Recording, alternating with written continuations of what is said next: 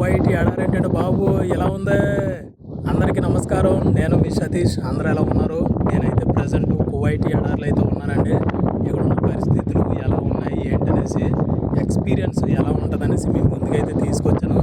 నేను కువైట్ నుంచి తెలుగువారి లైఫ్ స్టైల్, జీవన విధానం ఎలా ఉంటుంది, ఎక్స్పీరియన్స్ ఏ విధంగా ఉంటుందనేసి మీ ముందుకైతే తీసుకురావడానికి 2026 జనవరి నెలలో తెలుగు ఎక్స్పీరియన్స్ కొత్తగా యూట్యూబ్ ఛానల్ అయితే పెట్టేశాను.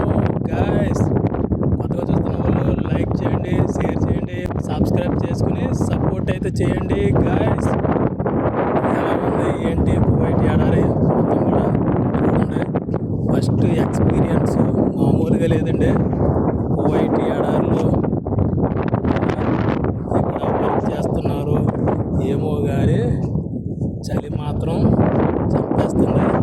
శీతాకాలంలో ఎడారులకు వచ్చి ఇక్కడ గంటలు వేసుకుని గోడారాలు వేసుకుని చలిమంటలు అయితే కాగుతారు. ఇక్కడ పని ఎలా ఉంటుంది, ఎక్స్పీరియన్స్ ఏ విధంగా ఉంటుందో మీ ముందుకైతే తీసుకుని వస్తాను.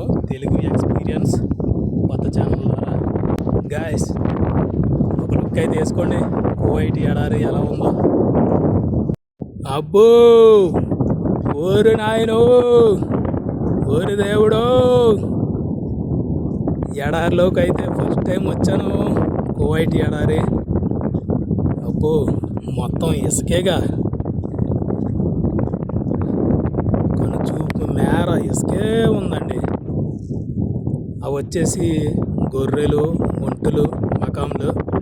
గొర్రెలు కాసేవాళ్ళు, ఒంటెలు కాసేవాళ్ళు, గుర్రాలు కాసేవాళ్ళు ఇక్కడ ఉండరు. మనం కూడా చాలా వరకు కూడా ఈ ఎడారి ప్రాంతంలో పని అయితే చేసుకుంటూ ఉంటారు. చూడండి ఎలా ఉందో. సిటీకి దాదాపు ఒక 20-30 కిలోమీటర్ల దూరం అయితే ఉంటుంది. నేనైతే జహ్రా ఏరియా నుంచి అయితే వచ్చాను. ఎలా ఉంది ఏంటి కామెంట్ అయితే చేయండి. ఇది వచ్చేసి మా కువైట్ వాళ్ళు చలిమంటలు కాయమన్నమాట. రానున్న వీడియోస్లో ఈ బ్లాగులు కూడా మీ ముందుకైతే తీసుకుని వస్తాను. ఎలా ఉంది గాయ్స్ కువైట్ ఎడారి? ఇలాంటి మరిన్ని బ్లాగుల కోసం, మంచి మంచి వీడియోల కోసం మన తెలుగు ఎక్స్పీరియన్స్ యూట్యూబ్ ఛానల్ అయితే సబ్స్క్రైబ్ చేసుకుని మరో స్పెషల్ బ్లాగ్తో మళ్ళీ మీ ముందుకైతే వస్తాను. అప్పటి వరకు సెలవు. Take care. Bye bye. జై హింద్, జై భారత్.